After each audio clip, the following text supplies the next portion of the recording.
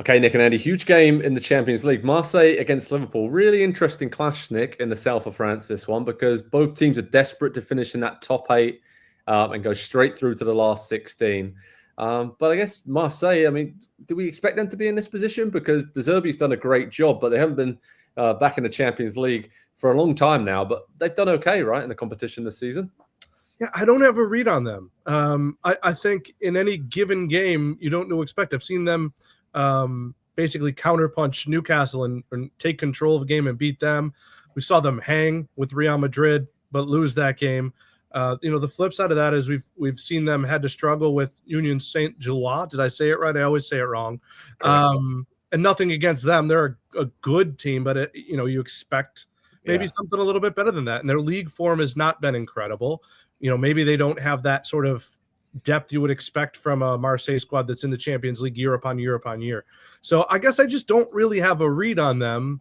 And I'm so familiar with Liverpool that I guess it feels a little bit more lopsided than it should be in my head. And I don't know how you guys feel about it. De Zerbi, all the hallmarks are there for Marseille.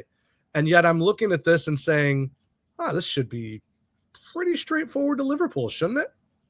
Andy, do you agree with that? Yeah, I think I do. I think I'd not to make it about one player, but I would feel that way about most teams going up against old friend alert here, Pierre-Emile Højbjerg.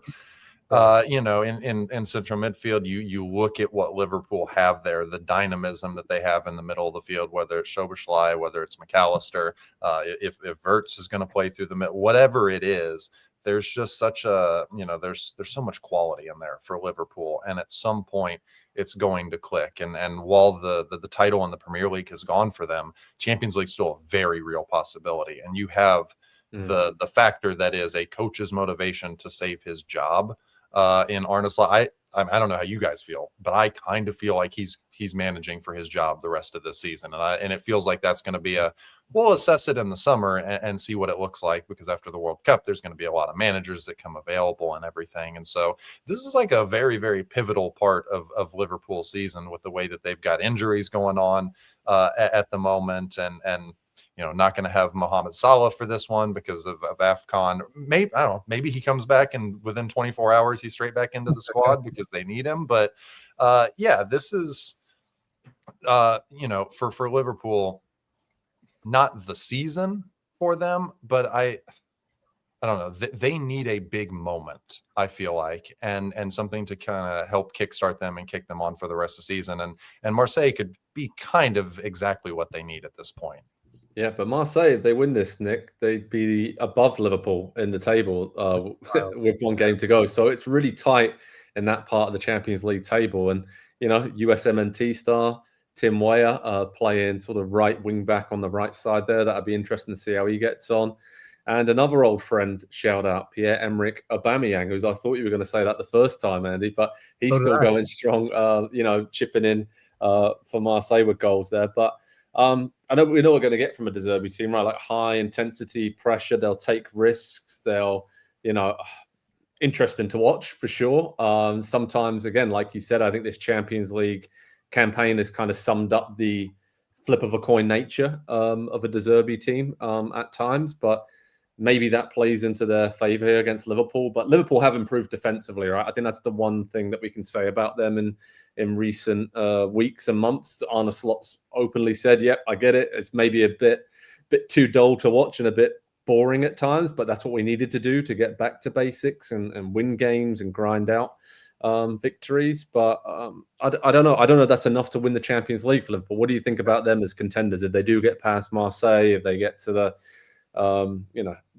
top 8 and get an easier path through in the last 16, that's obviously going to help. But I don't know. I don't see Liverpool winning this season. I really don't. I don't know either, but I don't know. There's two different ways to say I don't know, right?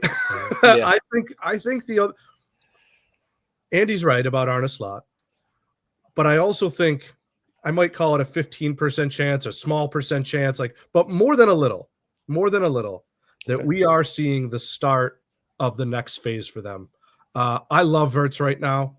I've loved Ekitike. Right now, he is dynamic. He is I don't want to say nothing against Bobby Firmino, but almost a more clinical finishing Bobby Firmino. And if Salah were to come back and find himself, I think it could be their front three for a while. And I think they could drop people in. The question I have for Liverpool, because I almost want to say they'll end up third or better in the Premier League and that they'll end up making a run in the Champions League. Who do they have? And I love Szoboszlai, but who do they have if Gravenberch goes down? And he seems like he plays every game. And how long can that last?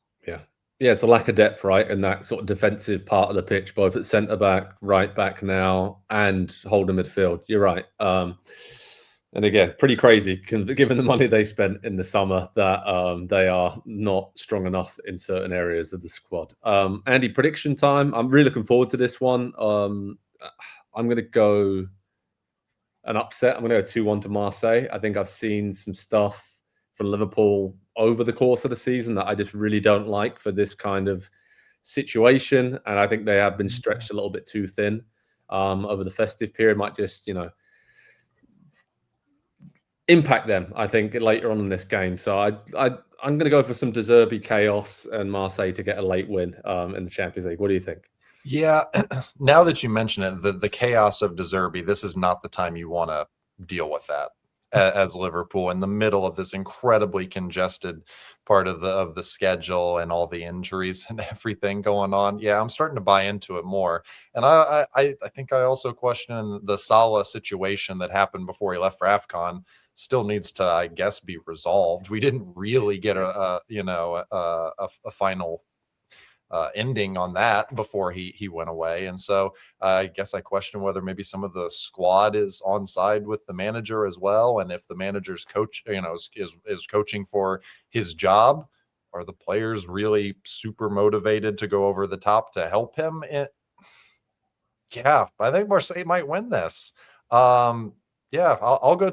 You said 2-1, Joe? Yeah, I'll go 2-1 as well. It does feel like Liverpool are just a little wayward, a little directionless at the moment. And part of it's not, it's out of their control. It's the injuries that have decimated the squad, but also maybe play Curtis Jones every once in a while because he's a really, really good player in the midfield. And if you don't want to, I know a club in North London that could really do with a midfielder that can get the ball forward, passing and dribbling the way that he does. Nick, what are you going for, mate? Oh, boys, I'm nowhere near you here. Okay. I'm looking at I've talked myself into this. I think I've talked myself into Liverpool in the Champions League. One at Inter Milan, 1-0. Beat Real Madrid, even though Real's not great, 1-0. Beat Atletico Madrid 3-2. Won in Frankfurt 5-1. Maybe they're just a Champions League team. And De Zerbi chaos is going to be, we know he has a temper, and maybe he throws a water bottle at somebody or something. I'm going to go 3-1 in favor of Liverpool.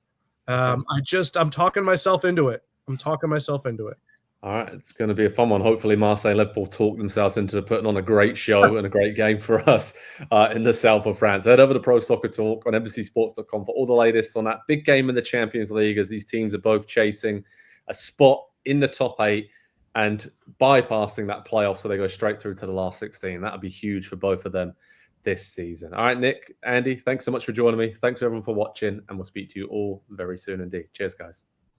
Hi there, I'm Rebecca Lowe, studio host of NBC's coverage of the Premier League. Don't forget to hit subscribe to watch more videos all season long, and for even more Premier League content from original series to live matches, head over to Peacock.